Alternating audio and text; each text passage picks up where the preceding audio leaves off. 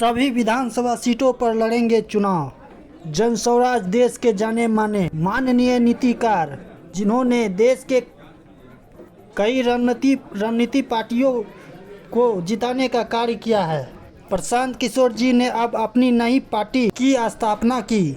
आगामी विधानसभा 2025 को लेकर प्रशांत किशोर जी युद्ध स्थल पर जनसंपर्क अभियान चला रहे हैं। इस क्रम में जिला अतिथि गृह कटिहार में प्रेस वार्ता को संबोधित किया कि प्रेस वार्ता की मुख्य अंग। यहाँ पर इस सभागृह में उपस्थित होने के लिए मैं व्यक्तिगत तौर पर और जनस्वराज की ओर से आपका धन्यवाद कर रहा हूँ। जैसा कि आप देख रहे हैं, पिछले 2-2.5 बरस से जनस्वराज अभियान के तहत जो प्रयास हम लोगों ने शुरू किया है, बिहार में एक नए विकल्प की परिकल्पना को लेकर जो आगे बढ़े हैं, उसको पिछले 2 अक्टूबर को एक राजनीतिक दल का स्वरूप दिया गया है। ये बताया गया था कि दल बनाकर या दल बनाने से पहले पूरे बिहार में मैं पदयात्रा करूंगा। दुर्भाग्यवश अभी 2 बरस पैदल चलने के बाद भी मैं अभी सीमांचल नहीं पहुंच पाया हूं, लेकिन इससे पहले मैं कटिहार एक बार आया था, आज दूसरी बार कटिहार आ रहा हूं। तो सबसे पहले मैं चाहूंगा कि जो यहाँ पर हमारे साथी हैं, जो दलगत स्वरूप का हिस्सा है, एक बार उनका परिचय करा दें। सत्यनारायण शर्मा जी, अगर आप एक बार सबका एक सिरे से परिचय करा दें, उसके बाद हम लोग प्रेस की प्रक्रिया को शुरू करेंगे। सर के बगल में बैठे हुए हैं कटिहार के पूर्व जिला पदाधिकारी, पूर्व अनुमंडल पदाधिकारी श्री ललन जी साहब। उनके बगल में है 3 बार के मुखिया, वर्तमान कटिहार जिला जनस्वराज पार्टी के जिलाध्यक्ष मंसूर साहब। बगल में है कटिहार के जाने माने चिकित्सक डॉक्टर गाजी साहब, जो पिछले 2 वर्षों से जनस्वराज की एक स्तंभ बने हुए हैं कटिहार में। उनके बगल में है प्रभाकर कुमार प्रभात, जो कि अपने जनस्वराज पार्टी के युवा नेता हैं, बहुत सक्रिय भी रहते हैं। इधर हम लोग के बगल में है डॉक्टर गौतम साहब, जो कि लंदन से आके कटिहार की जनस्वराज की सेवा करने के लिए बिहार आए हैं और कटिहार में काफी सक्रिय भी है। तो बगल में है सीमा पूर्वे जी, जो प्रदेश महिला जनस्वराज की महासचिव भी हैं और काफी सक्रिय रहती है। उधर हमारे युवा नेता हर्ष अग्रवाल जी हैं, जो बहुत कम दिन पहले ही पार्टी की कमान संभाले थे और आज उनका कार्य करने का तरीका और दमखम भी नजर आया कि बहुत अच्छा कार्य उन्होंने किया है, देखने में बहुत अच्छा लगा। तो सभी साथियों का मंच पर स्वागत है। आपका परिचय इसलिए भी कराया हम लोगों ने कि आप सभी साथियों में से पत्रकार बंधुओं को अगर कोई सवाल इनसे भी पूछना हो तो आप इनसे ही सवाल पूछे। सारे सवालों का जवाब मेरे पास हो ये जरूरी नहीं है। बहुत सारी ऐसी बात है जो ये लोग हमसे बेहतर उसका जवाब दे सकते हैं। देश की राजनीति में प्रेस की प्रक्रिया को शुरू करने से पहले मैं आपको जनस्वराज के उद्देश्य को फिर से एक बार दोहरा देता हूँ। इस दल को बनाने के पीछे जो मंशा है, जो उद्देश्य है, वो ये है कि पिछले 30-35 साल से बिहार में राजनीतिक विकल्प न होने की वजह से जो लालू जी के डर से भाजपा को और भाजपा के डर से लालू जी को वोट देने की परंपरा चली आ रही है, उस राजनीतिक बंधुआ मजदूरी से लोगों को निकालने के लिए बिहार में भी शिक्षा, पलायन, विकास की राजनीति की शुरुआत करने के लिए लोगों के सामने एक बेहतर और ईमानदार विकल्प देने के नियत से जो प्रयास 2-2.5 बरस पहले शुरू किया गया, अब उसका दलगत स्वरूप है। पूरे राज्य में उस दल का संगठन है और हम लोगों ने घोषणा की है कि आने वाले विधानसभा चुनाव में पूरे के पूरे 243 सीटों पर जनस्वराज अपने दम पर अपने साथियों के साथ मिलकर चुनाव लड़ेगा, जनता के सामने एक ईमानदार और सशक्त विकल्प रखेगा, ताकि लोग मजबूरी में जानते समझते हुए भी गलत व्यक्ति को वोट देने की जो उनकी परंपरा रही है उससे बाहर निकल सके और बिहार में भी शिक्षा और रोजगार की बात हो, एक नया राजनीति की शुरुआत हो। इस नियत से इस चीज को शुरू किया गया है और उसी के तहत मैं आज यहाँ कटिहार में आया हूँ। बनिहारी में मेरी सभा है। कल हम लोग पूर्णिया और अररिया में थे। मनमनकी में मेरी एक सभा थी, अररिया में इफ्तार था और उसके बाद पूर्णिया शहर में प्रबुद्ध लोगों के साथ एक बैठक थी। आज मैं यहाँ अभी प्रेस करूंगा और इसके बाद हम लोग मनिहारी में एक जनसभा करेंगे और आने वाले कुछ समय में मैं अपना लंबा समय कम से कम 2 हफ्ते या 1 महीना सीमांचल के 4-5 जिलों में जन स्वराज को मजबूत करने के लिए अपना पूरा समय लगाऊंगा। उसी की प्रक्रिया, उसी की तैयारी के तहत मैं यहाँ पर आया हूँ। अब आपके जो सवाल हैं उन सवालों का स्वागत है। बहुत बहुत धन्यवाद। देश के महत्वपूर्ण रणनीतिकार माने राजनीतिक पार्टियों को आपने जिताने का काम किया, सरकार बनाने का काम किया। अब जबकि जन स्वराज बिहार विधानसभा 2025 में दमखम के साथ मैदान में है, अगर आपकी पार्टी को बहुमत मिलता है तो आप यूपीए गठबंधन में जाएंगे या एनडीए गठबंधन में जाएंगे? भाई, जब हमको बहुमत मिलेगा तो हम किसी गठबंधन में क्यों जाएंगे?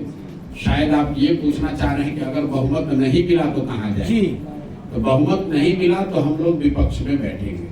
किसी के साथ हम लोग समझौता नहीं सवाल ही नहीं है, न चुनाव से पहले, न चुनाव के बाद, न 2025 में, न 2029 में। जब तक इस दल के कर्ता धर्ता के तौर पर मेरी भूमिका है, तब तक किसी भी तरह का कोई गठजोड़, कोई गठबंधन नहीं हो सकता है। जिस ईमानदारी और शुद्धता की बात कहकर इस प्रयास को हमने शुरू किया है, उस प्रयास के ईमानदारी और शुद्धता में कभी कोई कॉम्प्रोमाइज हो नहीं सकता है। और ये बात आप समझिए कि जन स्वराज बनाकर राजनीति करने की जो हम लोग की मंशा है, इसका उद्देश्य एमएलए बनना नहीं है। हम लोग जितने लोग यहाँ जुड़े हुए हैं जन स्वराज में, बहुत सारे लोग वो सिर्फ इसलिए नहीं जुड़े हैं कि जन स्वराज में आ जाए और एमएलए बन जाए, मंत्री बन जाए। इसमें बहुतेरे लोग ऐसे हैं जिन्होंने जीवन में बहुत कुछ हासिल किया है। जो मंत्री और विधायक हासिल कर सकते हैं, उससे बहुत ज्यादा जीवन में हासिल भगवान की दया से किया हुआ है। हम लोग आकर वापस इसलिए यहाँ ये शुरू किए हैं कि बिहार में एक नई राजनीतिक व्यवस्था को बनाया जाए, बिहार की मिट्टी का कर्ज है उसको अदा किया जाए। मंत्री और विधायक बनना हमारा उद्देश्य नहीं है। बिहार में व्यवस्था परिवर्तन हो, बिहार भी अन्य राज्यों की तरह विकास के रास्ते पर चले। अगर उस उद्देश्य से राजनीति शुरू किए हैं तो ये हमारे लिए महत्व का विषय नहीं है कि कितना सीट जीत कर आएंगे। जरूर अपनी ओर से सारा प्रयास, सारी ताकत लगाई जाएगी। जनता को अगर बात समझ में आए, जनता ने आशीर्वाद दिया, तो जो जन स्वराज की परिकल्पना है उसके आधार पर नई व्यवस्था का निर्माण होते आप देखेंगे बिहार में। लेकिन अगर किसी वजह से सफलता न भी मिले तो भी, चाहे 5 वर्ष लगे, 10 वर्ष लगे, जन स्वराज में हम लोग पीछे हटने वाले नहीं हैं। किसी तरह का वैचारिक या व्यवहारिक, मैं फिर से दोहरा देता हूं, ना वैचारिक ना व्यवहारिक, किसी तरह का कोई डायल्यूशन, कोई गठबंधन नहीं होगा।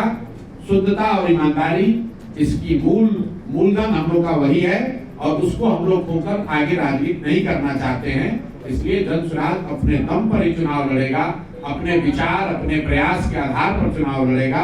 और हम लोग को विश्वास है कि बिहार की जनता जो 30-35 साल से विकल्प ढूंढ रही थी, उसको जन स्वराज में वो नया विकल्प दिखेगा। सर, नीतीश कुमार ने फिर बोला है कि आप पलटी नहीं मारेंगे और अमित शाह भी आ रहे हैं आज, तो क्या कहना चाहेंगे इस पे आप? नीतीश कुमार पलटी नहीं मारेंगे, ये कोई नया बयान तो है नहीं। तो हर 6 महीना पर ये बयान देते हैं और फिर पलट जाते हैं, फिर कहते हैं कि नहीं पलटेंगे। नीतीश कुमार पलटी मार है ये खबर नहीं है। खबर ये है या विचार योग्य बात ये है कि क्या नीतीश कुमार अकेले पलटी मार हैं कि राजद और भाजपा वाले भी बिहार में पलटी मार हैं? नीतीश कुमार पलटी इसलिए मार पा रहे हैं क्योंकि दूसरे दल भी उनके साथ पलटी मारने को तैयार है। आपको याद होगा जब पिछली बार नीतीश कुमार महागठबंधन में गए थे, तो जिस अमित शाह की आप बात कर रहे हैं, यही अमित शाह आकर कहे थे कि नीतीश कुमार के लिए अब दरवाजे बंद हैं। तो जो मजाक में लोग कहते हैं कि अमित शाह दरवाजा तो बंद किए थे, शायद छिटकिनी लगाना भूल गए थे। फिर नीतीश कुमार के साथ गलबैया कर रहे हैं। जो तेजस्वी यादव चिल्लाकर 2 साल तक नीतीश कुमार को पलटू चाचा कह रहे थे, जब नीतीश कुमार पलट कर उनके पास गए तो उनको फिर वो विकास पुरुष बताने लगे। तो ये पलटी मार राजनीति से बिहार का जो नुकसान हुआ है, उससे निकलने का एकमात्र तरीका है जन स्वराज। और अमित शाह बिहार आ रहे हैं, ये कोई खबर थोड़ी ना है। अब खबर यह है कि आगे चुनाव है नवंबर में, तो अभी से लेकर नवंबर तक अमित शाह और मोदी जी को बिहार ही दिखेगा, बिहार की चिंता सताएगी। सारे केंद्र की योजनाओं की घोषणा बिहार से होगी, बिहार में विक्रमशिला और नालंदा भी कभी था, इसकी चर्चा होगी। बिहार के गौरवशाली इतिहास की चर्चा लोग करेंगे, लेकिन ये नहीं बताएंगे कि पिछले 14-15 साल में दिल्ली में रहते हुए आपने बिहार के लोगों के पढ़ाई के लिए, रोजगार के लिए क्या किया। ये नहीं बताएंगे कि सूरत में, गुजरात में जो 5 लाख बच्चे बिहार के मजदूरी कर रहे हैं, वो कब आकर बिहार में अपने लिए रोजी रोजगार ढूंढ पाएंगे। तो ये कोई नई बात नहीं है।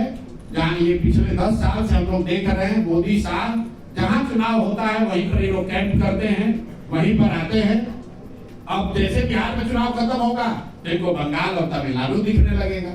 फिर चुनाव खत्म होने के बाद मोदी जी नहीं दिखेंगे, लेकिन अभी चुनाव है तो मोदी जी और साहब उनको यही दिखना है, बिहार ही जाना है, इसमें नहीं बात क्या है। सर एक सवाल है कि बीजेपी जदयू गठबंधन और कांग्रेस आरजेडी गठबंधन दोनों में से किसी एक को चुनना हो तो आप किसे चुनेंगे? किसी को नहीं चुनेंगे। मैंने आपको बता दिया कि भाई बिहार में 243 सीट है, हम लोग 243 सीट लड़ रहे हैं। तो आप बताइए कि किसके साथ गठबंधन हो सकता है? सीट तो बढ़ नहीं सकता है। तो जब हम सीट छोड़ने को तैयार ही नहीं है तो कैसे गठबंधन होगा? आपने कहा चुनाव के बाद क्या कीजिएगा, तो चुनाव के बाद हमारा पूरा विश्वास है कि धनसुराज को अपने दम पर बहुमत मिलेगा। आप कहिएगा नहीं मिलेगा, मैं कह रहा हूँ अगर नहीं भी मिलेगा तो विपक्ष में बैठेंगे, क्या दिक्कत? हमें हड़बड़ी नहीं है, हमें कोई घबराहट नहीं है, तो आपको क्यों घबराहट है? हम 2-2.5 बरस से पैदल चल रहे हैं, लोग आकर यही कहते हैं कि भैया आपसे बहुत उम्मीद है, आप पर भरोसा है। अगर उस भरोसे, उस उम्मीद को हम तोड़ देंगे तो धनसुराज के पास, प्रशांत किशोर के पास बचेगा क्या? सर आपके बारे में लोग कहा जाता है कि जनसुराज को बहुत फंडिंग होती है, बहुत सारी बातें राजनीतिक पार्टियों ने उठाया। तो अगर फंडिंग हो रही है तो वो फंडिंग के बारे में थोड़ा पारदर्शिता उस पर बताएं। दूसरा ये कि क्या यही वजह है कि आपके यहाँ ईडी सीबीआई का रेट नहीं हो रहा, इसीलिए विपक्षी पार्टियां कहती है कि आप भाजपा की बी टीम है?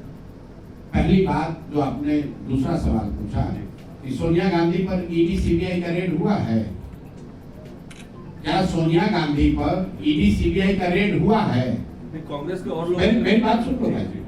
आपका अगर तर्क ये है कि जिस पर भी ईडी सीबीआई का रेड न हो वो भाजपा का बी टीम है, तब तो सोनिया गांधी पर भी ईडी सीबीआई का रेड नहीं हुआ है, प्रियंका गांधी, राहुल गांधी के घर पर भी छापा नहीं पड़ा है, तो क्या भाजपा की बी टीम है?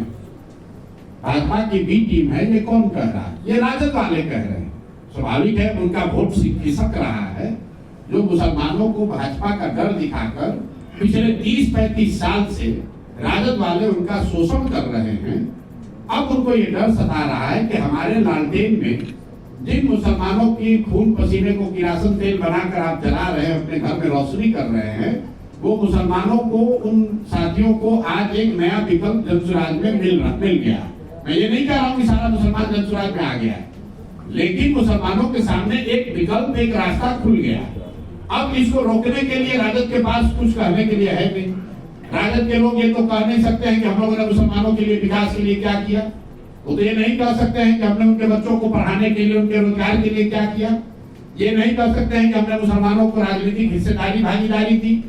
तो अब उन मुसलमानों को दिग्भ्रमित करने के लिए वो क्या कहेंगे? यही कहेंगे कि भैया उधर मत जाओ, जैसे भाजपा से डरा रहे थे वैसे धनसुराज से डरा रहे। मुसलमान क्यों डरे उनसे? सर एक अगर आप जो कह रहे हैं कि ये भाजपा की बी टीम है, तो मुसलमानों को इसका जजमेंट करने दीजिए। जब मुसलमानों पर सबसे बड़ा संकट आया सीए एनआरसी का, तो तेजस्वी यादव गए थे लड़ने, कि राहुल गांधी गए थे, कि अखिलेश यादव गए थे? कौन गया था? सीए एनआरसी की लड़ाई इसी प्रशांत किशोर ने ममता बनर्जी के साथ मिलकर बंगाल में लड़ी थी। अब जिस नीतीश कुमार की आप बात कर रहे हैं, ये सीए एनआरसी कानून बनाने के पक्ष में इस आदमी ने वोट किया था। जैसे आज वक्फ का कानून बनाने के पक्ष में नीतीश कुमार वोट कर रहे हैं, उसी तरह सीए एनआरसी के पक्ष में भी इन्होंने वोट किया था। उसके विरोध में मैंने अपना सब कुछ जदयू में छोड़ा था। यहाँ कोई मुखिया ही नहीं छोड़ता है। यहाँ बिहार में दूसरे नंबर की सबसे ताकतवर जगह पर हम बैठे हुए थे, सीए एनआरसी के लिए हमने वो छोड़ा। और आप कह रहे हैं कि हम भाजपा के बीच टीम है, तो भैया मुसलमानों को इसका निर्णय लेने दीजिए। हम कोई हिंदू मुसलमान की अगले पिछड़े की राजनीति करते नहीं है। हम लोग बिहार की राजनीति कर रहे हैं, बिहार के बच्चों की बात कर रहे हैं, उनके शिक्षा और रोजगार की बात कर रहे हैं। जिसको अच्छा लगे वो जुड़े, जिसको अच्छा न लगे उसको कोई बात नहीं, हो जिसके साथ रहना चाहता है रहे।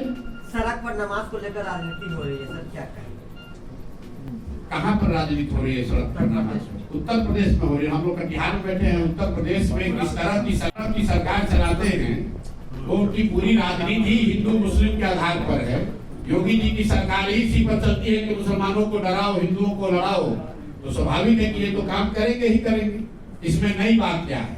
लेकिन उत्तर प्रदेश और बिहार में फर्क है, और यहाँ पर ये चीज कभी स्वीकार्य नहीं हो सकती है। यहाँ पर लंबे समय से हिंदू मुसलमान साथ में रहते आए हैं, और मैं नहीं समझता हूँ कि यूपी की तरह बिहार में पोलराइजेशन धर्म के आधार पर किया जा सकता है। यहाँ सिर्फ धर्म के नाम पर कुछ लोग मुसलमानों को डरा सकते हैं, लेकिन यहाँ पर हिंदू मुस्लिम पोलराइजेशन यहाँ के इतिहास में, यहाँ की जमीन में अभी तक नहीं रहा है। और हम लोग की कामना है, ऐसी इच्छा है कि आगे भी न रहे, बिहार बिहार बना रहे, यूपी न बने। कटिहार खासकर जुट नहीं रहा है और मखाना उत्पादक क्षेत्र रहा है सर। बम संशोधन बिल पर सीमांचल के इलाके में है, और बम संशोधन बिल को लेकर बड़ी चर्चा, आप किस तरह से देखते हैं? वक्फ को लेकर दो बातें हम लोगों ने कही। पहला तो जनसुराज बिल्कुल इसके खिलाफ। क्यों खिलाफ है ये समझिए। वक्फ का कानून ठीक है खराब है वो अलग बात है, हम लोग इसलिए खिलाफ हैं कि हम लोग का ऐसा मानना है कि जब देश बनाते समय समाज के जिन वर्गों के साथ जो वादे किए गए, वो आपके हमारे पुरखों ने वो वादे किए हैं, इस देश के फाउंडिंग फादर्स ने वो वादे किए। अगर उन्होंने कहा कि देश सेकुलर रहेगा, तो आपकी हमारी ये जिम्मेवारी है कि उन वादों के प्रति हम ईमानदार रहें, वादा खिलाफी न करें।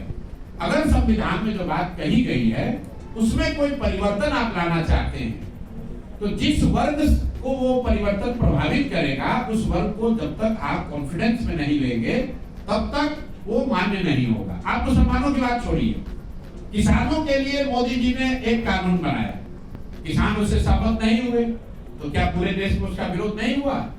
क्या किसानों पर बनाए गए कानून को उनको वापस नहीं देना पड़ा? इसलिए हम लोग वक्त के खिलाफ में हैं, क्योंकि ये वादा खिलाफी है, उन मुसलमान भाइयों के साथ वादा खिलाफी है जिनको देश के बनते समय ये वादा किया गया कि भाई आपके इन चीजों के साथ छेड़छाड़ नहीं की जाएगी या देश सेकुलर बना रहेगा। तो हम लोग हर परिवार में भी कहते हैं कि अपने बाप दादा के कहे हुए बात का सम्मान करना, ये सनातन धर्म की रिवायत है, मुसलमानों की तो कोई बात ही नहीं है इसमें। और जो कानून बन रहा है, भाजपा वाले तो दोषी है ही, ये तो हिंदू मुसलमान करते ही है, मुसलमानों को डराने का प्रयास करते हैं, लेकिन इसका बड़ा दोष नीतीश कुमार के सर पर भी है, क्योंकि आज अगर नीतीश कुमार वक्फ के पक्ष में न खड़े हो, उसके लिए वोट न करें, तो ये कानून नहीं बन सकता है, क्योंकि दिल्ली की सरकार उनकी मेजॉरिटी नहीं है। इनके सांसद जो बिहार से जीत कर गए हैं, अगर ये लोग वक्फ के पक्ष में वोट न दें तो किसी भी हालत में कानून नहीं बन सकता है। इसलिए नीतीश कुमार जी से, उनके दल के लोगों से मेरा आग्रह है कि अभी से भी जगिए। अगर आप जेपी और लोहिया की बात करते हैं, गांधी का चित्र लगाकर राजनीति करने का दावा करते हैं, तो गांधी के बताए हुए मार्ग पर चलिए, गलत बात मत कीजिए, वादा खिलाफी मत कीजिए। भाजपा को भले मुसलमानों ने न बनाया हो, लेकिन नीतीश कुमार को मुसलमानों ने बनाया है। जहां पर आज नीतीश कुमार बैठे हुए हैं, 2015 में जब इनकी बुरी तरह हार हो गई थी, मेरी मदद से चुनाव लड़ रहे थे, तब अगर मुसलमानों ने, बिहार के मुसलमानों ने नीतीश कुमार के पक्ष में, महागठबंधन के पक्ष में वोट नहीं किया होता, तो आज नीतीश कुमार कहीं नहीं रहते। तो जिन मुसलमानों ने आपके लिए लाठी खाई, लाइन में लगे, आपको मुख्यमंत्री बनाया, भाजपा के खिलाफ लड़ाई में आपकी मदद की, उनके खिलाफ इस तरह का कानून बनने में आप सहयोग न करें, ऐसा मेरा आपसे आग्रह है। और सारे जो मुस्लिम साथी आज जदयू से जुड़े हुए हैं, उनसे मैं कहूंगा कि आप लोग अभी से भी मुख्यमंत्री को लिख कर दीजिए कि वो वक्त के पक्ष में मतदान न करें, और अगर वो करेंगे तो सारे मुस्लिम साथियों को जदयू छोड़ देना चाहिए, ताकि नीतीश कुमार को भी सबक मिले कि अगर वो वादा खिलाफी करेंगे, पीठ में चूड़ा घोंपेंगे, तो समाज का कोई आदमी उनके साथ खड़ा नहीं होगा, चाहे वो मुसलमान हो या बिहार का युवा हो। आप अगर वादा खिलाफी करते हैं तो लोकतंत्र में हम लोग के पास यही अधिकार है कि हम लोग आपका साथ छोड़ दें, आपका साथ न दें, आपको वोट न दें, आपके साथ खड़े न हो।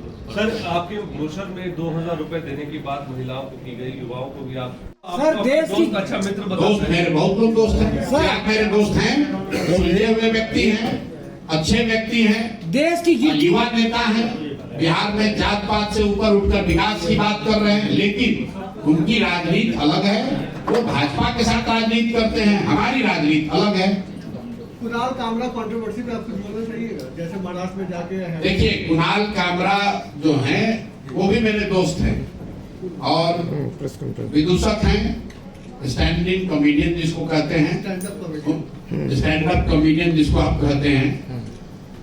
कुछ बात उन्होंने कही है जिसको लेकर कंट्रोवर्सी हुई है। अब जो बात उन्होंने कही है उसकी जांच होने दीजिए, लेकिन जहां तक मैं उस व्यक्ति के बारे में जानता हूं, उनका कोई अल्टीरियर मोटिव नहीं है। वो आदमी, जो लोग ये समझ रहे हैं कि राजनीति करेगा, वो आदमी राजनीति नहीं करेगा। वो आदमी रहता है पुडुचेरी में और वहां पर ऑर्गेनिक फार्मिंग का काम करते हैं।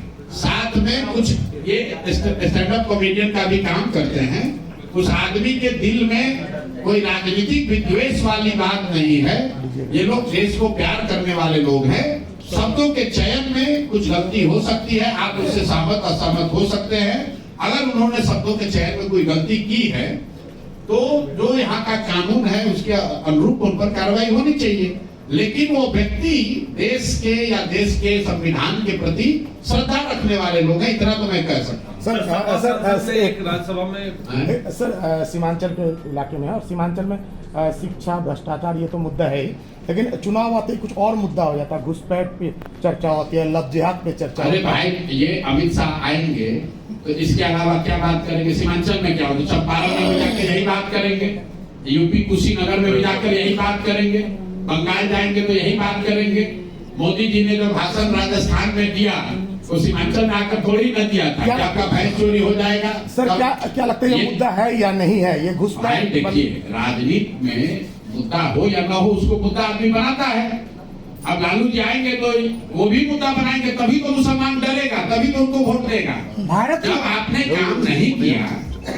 जब आपने काम नहीं किया, सीमांचल की इतनी बड़ी मुसलमानों की आबादी लालू जी को, कांग्रेस को वोट देती रही है और उनके बच्चों का कुछ भला नहीं हुआ, तो अब आकर आप क्या कहिएगा? कोई ना कोई कहानी बताइएगा, उनको डराइएगा, उनको बताइएगा कि भाजपा वाले आके तुमको भगाने वाले हैं। भाई, किसी से डरने की जरूरत नहीं है। देश का संविधान है, हर नागरिक को अधिकार है और कोई किसी को डरा नहीं सकता है।